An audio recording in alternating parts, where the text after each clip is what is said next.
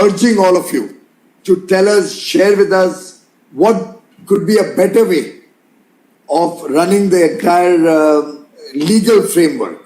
What more compliances you think we can either eliminate, simplify or digitize? What can move to self-certification?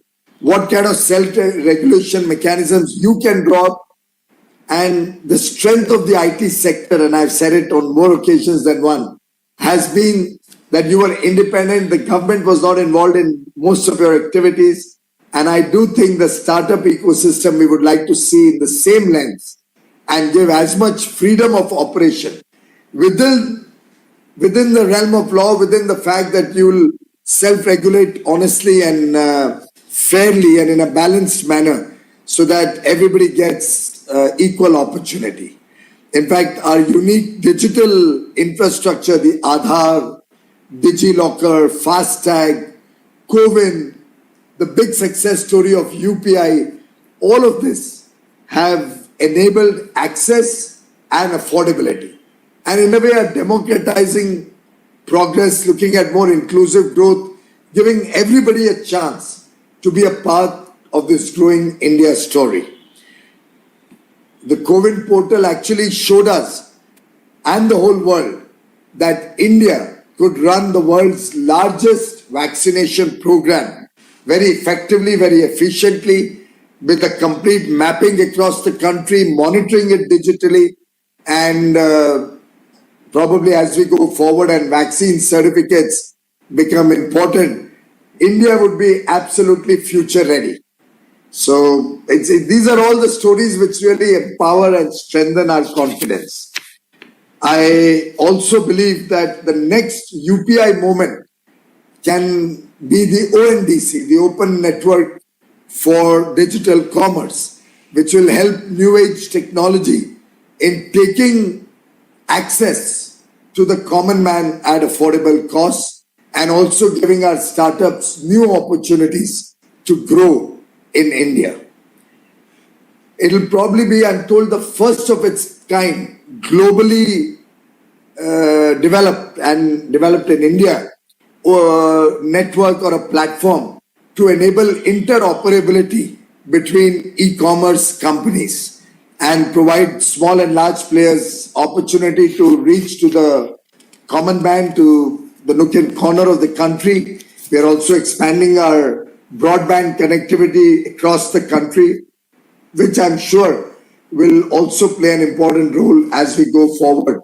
And digitalization and technology-enabled solutions are, I believe, in the future going to play an important role as we move people out of the old age thinking, the old age way of working, into connecting them with the modern business world, modern way of working. Our MSMEs are today much more empowered than they ever were before. And this revolution is gradually becoming a household term. Gone are the days when a family leader would or a family elder would be pushing his child to look for a government job or go down the beaten path of a regular university degree for becoming a teacher or a doctor or an engineer only. I think more and more of our youngsters are willing to go down the innovation route, looking at new ideas, they have the courage to take risks. They are willing to fail. They are willing to engage with new ideas with the confidence that some may work, some may not work, but I'll try, I'll give it a shot. And I think that's the hallmark of India, that's the emerging India, which is leaving its mark on the global startup landscape. Investments are at an all-time high, as you just now shared with us, and clearly 2021 will be remembered in the world as the emergence of the Indian startup ecosystem, delivering on several promises that they made, fearlessly chasing opportunities across verticals, edtech, health tech, agri-tech, amongst others, and becoming the champions of India's growth story. I think services exports, which NASSCOM represents, is also another huge success story. Without travel and tourism, hospitality, and some associated pandemic-related shortcomings, we'll have a all-time record export in services. And I'd like to compliment NASSCOM and all of you on this program for the huge role you have all played. Thank you very much on behalf of the entire country, and I wish you well as we go forward.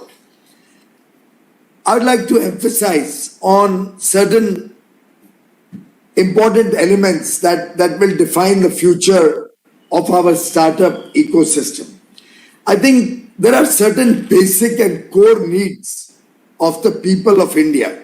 For example, providing better access to education and healthcare, having already tasted success on the financial access front. Problems of our farmers, where ENAM as a platform has made some beginnings, but all of us can grow that platform, can expand into newer areas using that platform. We need to focus on high growth, job creating sectors, which will really impact youngsters' mind and create opportunities for a young India, where areas like advertising, marketing, professional services, fitness and wellness, where, for example, yoga is becoming current coin all over the world. At the Dubai Expo, the excitement around our yoga demonstration and the fact that we are allowing you to participate along with our teachers in yoga is really drawing huge crowds. So new areas where we can also connect some of traditional India and offer that to the world, I believe will offer a lot of opportunities. Gaming and sports are two new areas which are just growing exponentially, both in India and across the world. Audiovisual services, which are very expensive in other parts of the world, India can play a very important role in expanding audiovisual services and bringing the best in the world technologies and opportunities to India. So all in all, as Debjani also mentioned, all of us, particularly the startup ecosystem, should leverage deep tech to build solutions for local and global markets. AI, IoT, big data, data analytics, blockchain, virtual reality, 3D printing, drones, the list is endless. And so are the opportunities. There's huge potential also in our tier 2, tier 3 towns and cities. If we give them proper mentoring, probably more support, I'm sure they can play a much greater and wider role and really impact India's future in the years to come. Ladies and gentlemen, India also has the G20 presidency in 2023 next year. I'd urge you to give us some new ideas on what could be the themes that we should focus on, that we should develop, resonating with our India vision to solve global problems, and with this work that we are all doing to take India to become a developed country in the years to come. In conclusion, I am very confident that this momentum of Indian startup ecosystem will continue in the current year and the years to come.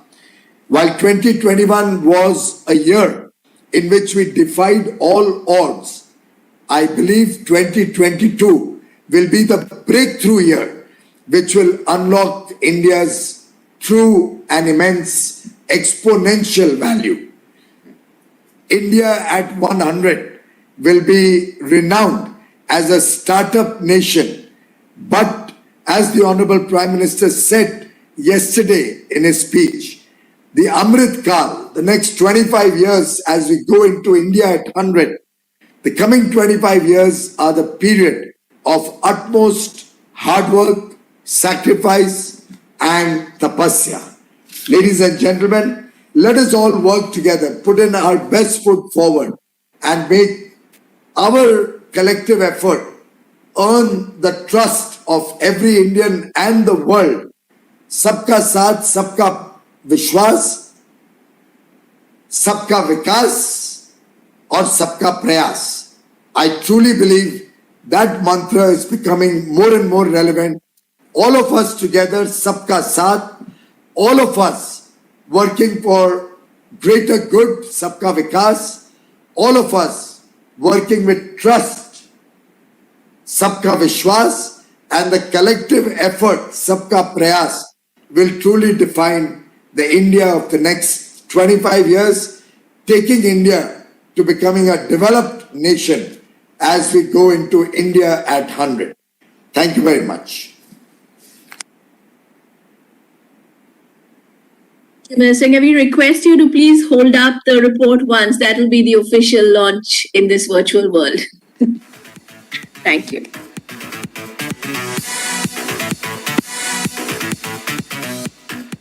Ram, over to you. Thank you, Debjani. I would like to express my heartfelt gratitude to the Honorable Minister for inspiring us to build greater impact in the startup ecosystem. It's a privilege to express my warm and sincere thanks to the Honorable Minister for his presence at the launch and further demonstrating the urgency and dedication of the government to grow the startup ecosystem, particularly deep technology and its applications for a wide range of areas relevant to the country and beyond. Thank you, sir. I wish to thank Debjani and Rekha Menon for sharing their insights in growing the industry. I would also like to thank all the industry leaders and delegates who made this program a huge success. Last but not least, a big shout out to the Indian entrepreneurs and the support system around them that makes it all come together. Keep flying high and make us all proud. As we stand poised to witness this tremendous growth in the Indian startup ecosystem, heralded by our collective vision of world class from India, we are all taking away some very key actionable points and look forward to scaling the impact many-fold for India. Thank you all again. Thank you, Honorable Minister, for your time and presence today. Thank you. Thank you very much, Mr. Goyal. Really appreciate it. Our heartfelt thanks to the Honorable Minister, Shri Piyush Goyal ji, for your keynote and for launching the NASSCOM India Tech Startup Report 2021. We'd like to thank you, Debjani ma'am, Rekha ma'am, and Ram for joining us for the launch. And now